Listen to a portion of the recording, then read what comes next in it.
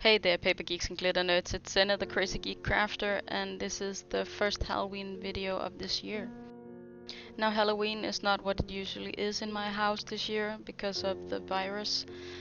I am probably gonna have to cancel the party I normally have with my friends, and I am not expecting any trick-or-treaters at all. So this video is actually only made for you. I was going to make ghosts out of a whole lot of lollipops for my trick-or-treaters. It's something I've done before, and if I was going to do this, I would choose a better paper napkin than this one. The one I normally use is from IKEA. This one is actually too thin. The color of the lollipop shines through, but for demonstration purposes, this was going to be it. So I take a double-sided tape, just the cheap kind, and here roll it around the lollipop. Then I put the napkin over top and cut off so that you can't see the stick at all. It's very easy, and if you have a styrofoam dummy like I do for cake making, then you can pop your ghosts on it, and that it makes a nice display for your dessert table. I've done that one before. I also put some googly eyes on these ghosts. It's a nice effect. I was actually looking forward to seeing the kids' reactions to them, but next year, I guess.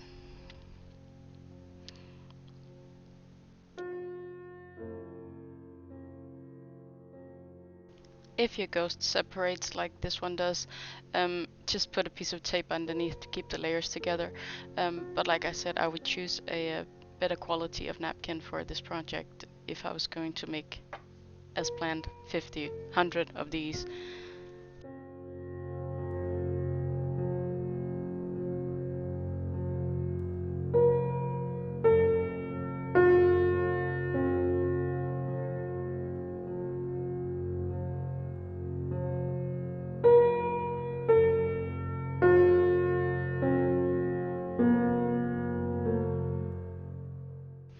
The other thing I was planning to do for trick-or-treating this year was to wrap candy bars in some decorative papers.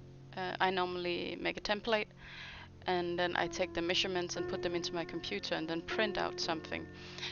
I'm just gonna show you the easy crafty version of it, since like I said, I'm not gonna be having any trick-or-treaters this year.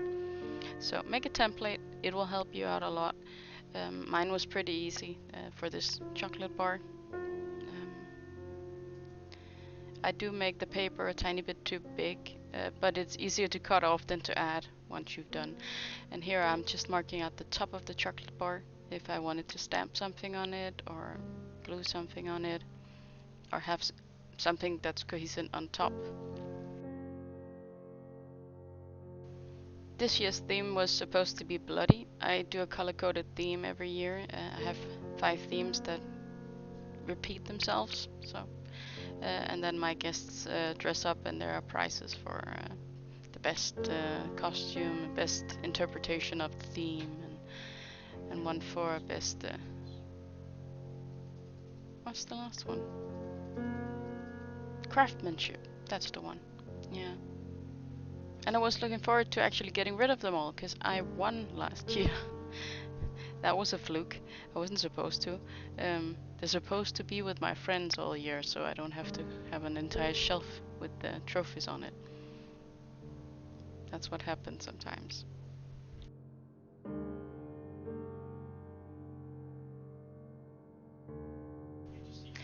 Now, you could also stamp on the papers you wrap your chocolates in. Now I'm just doing this one for show. If I was to make one, or not one, quite a lot for this year's party, it would be white with blood spatters on it, and maybe a stamp sentiment. But again, I'll have to see what I do next year, if I'm gonna keep the theme or I'm just gonna skip it. The demonstration is purely for you guys.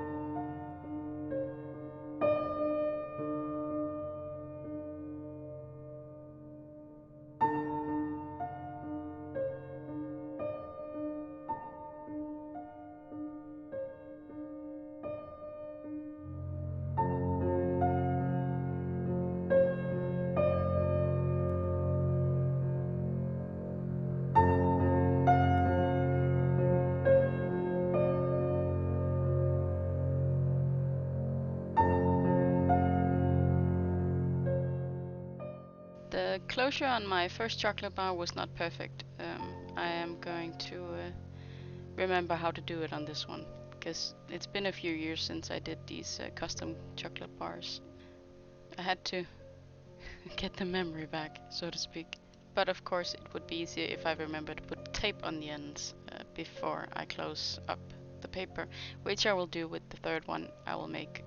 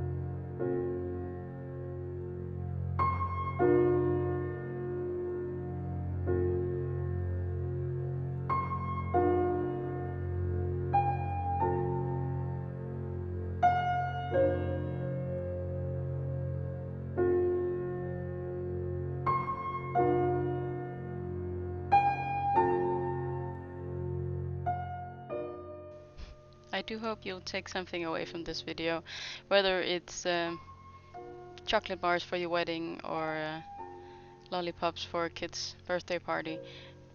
Hopefully this won't be wasted, and next year we'll be able to party the way we usually do. Until next week, I hope you'll be having a good day, evening or night.